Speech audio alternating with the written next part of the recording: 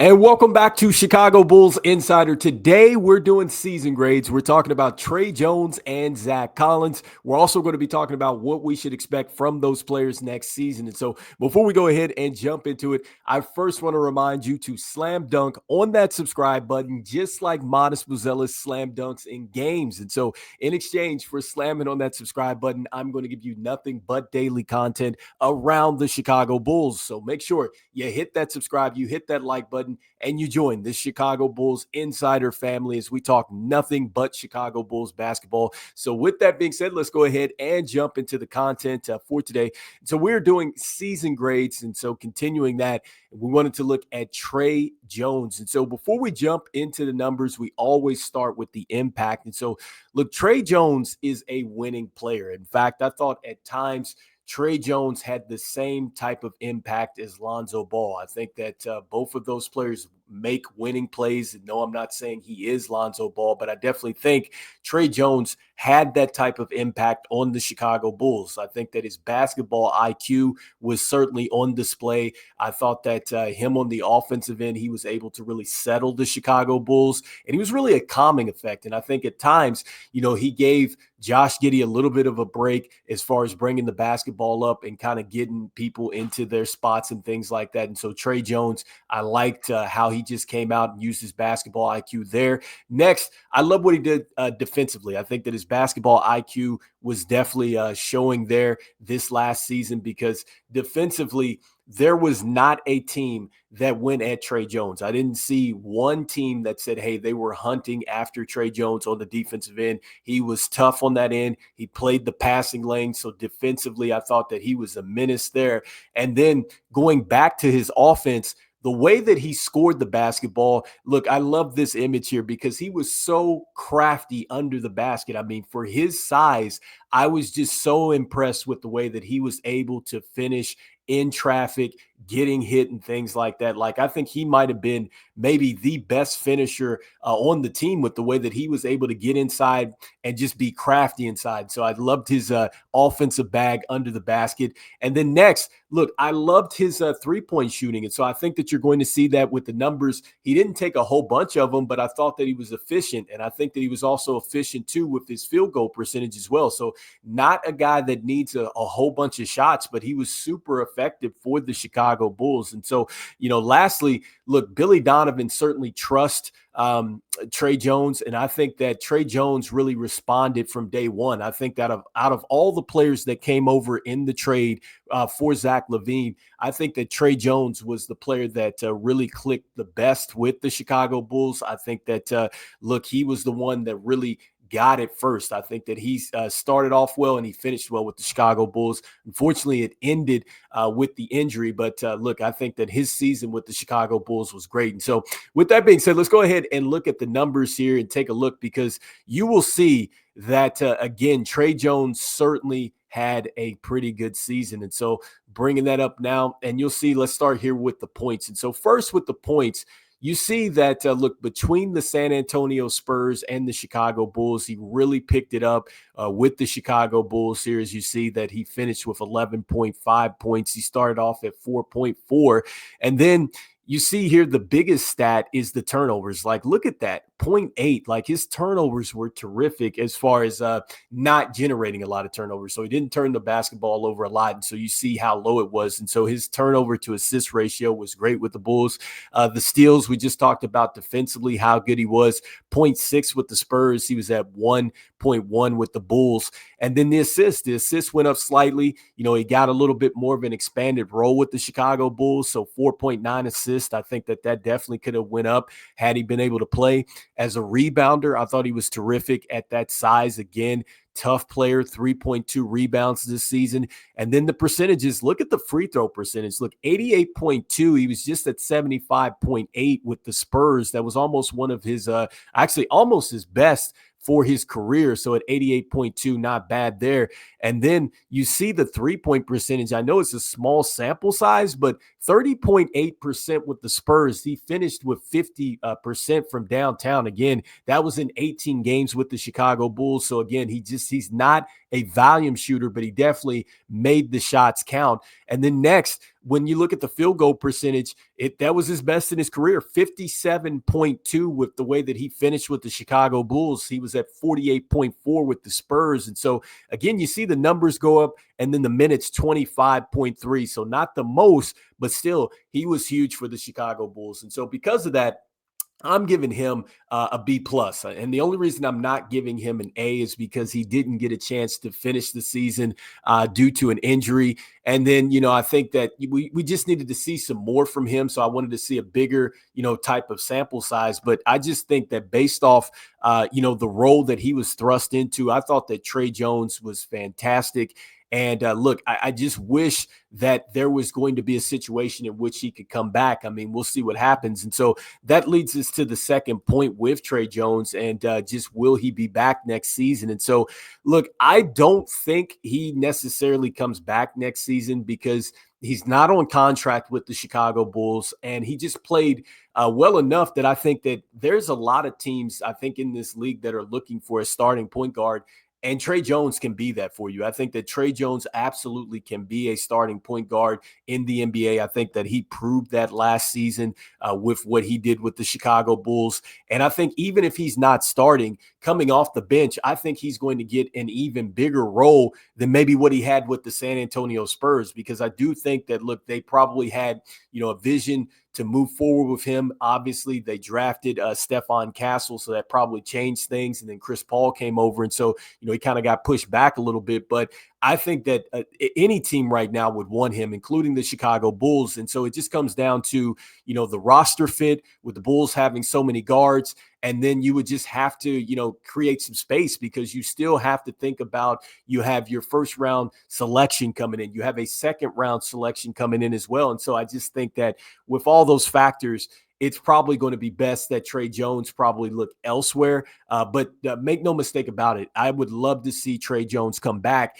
And it almost makes you think that, look, the way that Tre Jones played, you wonder, like, had the Chicago Bulls not extended Lonzo, it seems like that he actually does the same things as Lonzo Ball. Like I said, with the way that he uses his basketball IQ, the way that he calms the offense, the things that he does on the offense and the defensive end. Again, not to take anything away from Lonzo Ball, who is terrific, and he's great and just been brilliant for the Bulls when he's been out there. But look, Tre Jones, here's a guy that he's going to be a bit more healthier, a guy that probably maybe doesn't have as much money attached to the contract here, and he can be an impact. So something the Bulls can maybe think about. So we'll see if he comes back, but I'm thinking that he will not. And so next, I wanted to go ahead and look at Zac Collins and look at his season grade. And so with Zac Collins, let's start with the impact with him. And so, I think the first thing with Zac Collins is just his athleticism. I thought that his athleticism was big for the Chicago Bulls.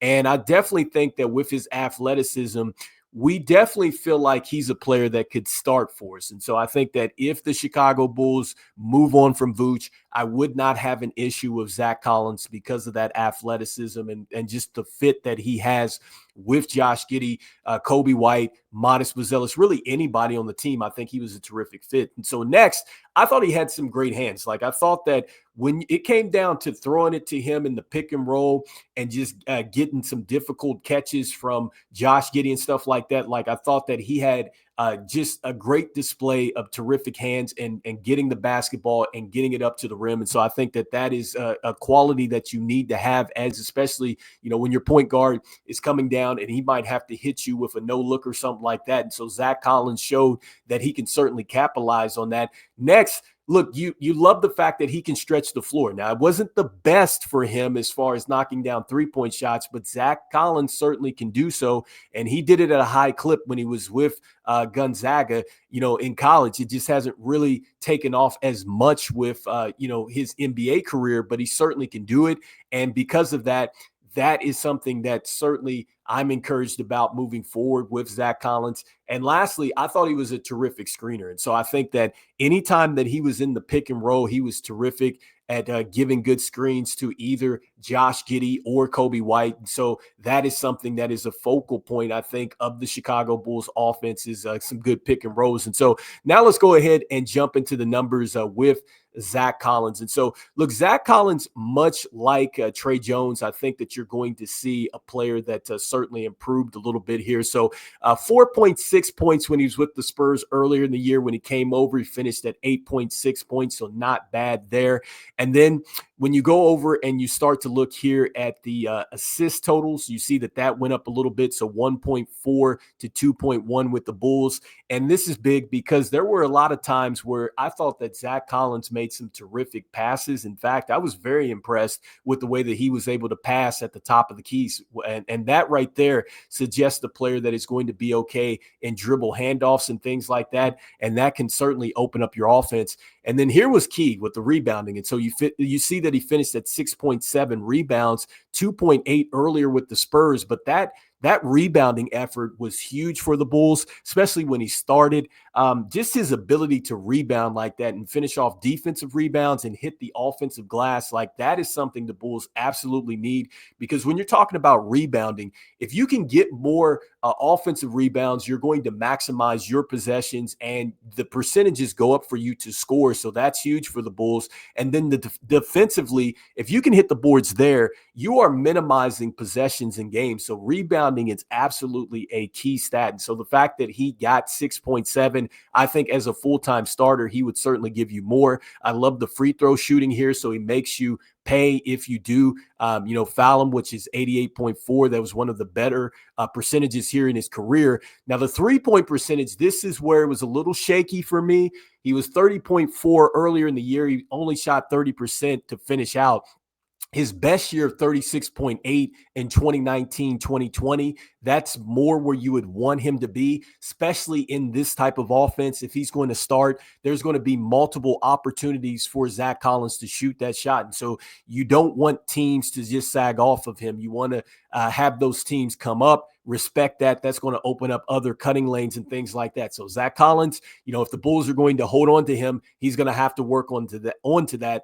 And then next, when you look at the field goal percentage, I liked it. 54.1, one of his best in his career. And I think that would go up and up with the Chicago Bulls, especially as a full-time starter. Because, again, with the way that he's able to clean up on the offensive boards, I think that he would get some easy tip-ins. I think that with Josh Giddey, he's very crafty, especially in the crowd when he's throwing the ball. And so we just talked about how good Zac Collins is with catching the basketball. So I think he would definitely maximize those opportunities. I think he's terrific working off of Coby White too as well. And so, look, I think that is something that I was very encouraged with in seeing with Zac Collins. And then lastly, the minutes per game. And so 19.7 with that type of production, I think that he shows that he can definitely take on some more minutes. Trust is going to be the issue there with Billy Donovan. But again, if AK decides to move on from Vooch this summer, then I think that Zac Collins would be the natural starter for you. The question here for Zac Collins is, what does it look like next season? And so with him, it's interesting because much like Kevin Huerter, they actually have similar contracts as we bring that up. You can see that, from the contract standpoint, here is a guy that, you see the numbers. It's similar with the $18 million. He's on an expiring contract. He's going to be a free agent after this season. And so if the Bulls wanted to maybe sweeten up the deal a little bit, maybe Zac Collins could be thrown in a deal along with Kevin Huerter. I think that's something that, we'll see what happens with AK and just really how aggressive he wants to be this offseason. Really, nobody knows. But again, you do need a center. And I've said this before, that even if the Bulls draft a center in the in this upcoming draft, you still need a center that is going to hold down the starting position until they're ready to maybe be a full-time starter. And so I think between Zac Collins, and then also too with Jalen Smith, that is something where you can utilize both of those players to help that younger player transition. And so Zac Collins, I'm thinking that he's going to be here next season. I'm banking on the fact that he will be a starter for the Chicago Bulls because I do think that they're going to explore a trade for Vooch.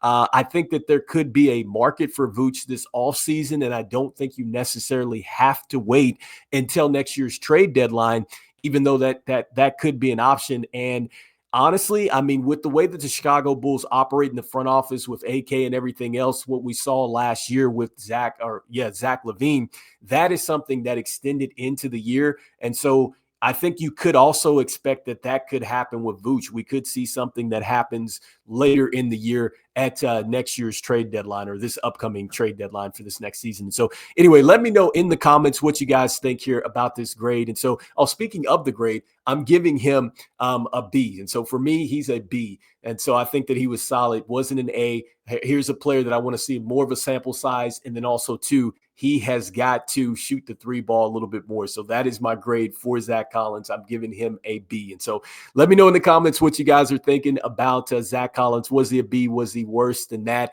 Also, too, what do you think here about Tre Jones? I gave him a B plus based off his situation. Didn't get a chance to finish, small sample size as well.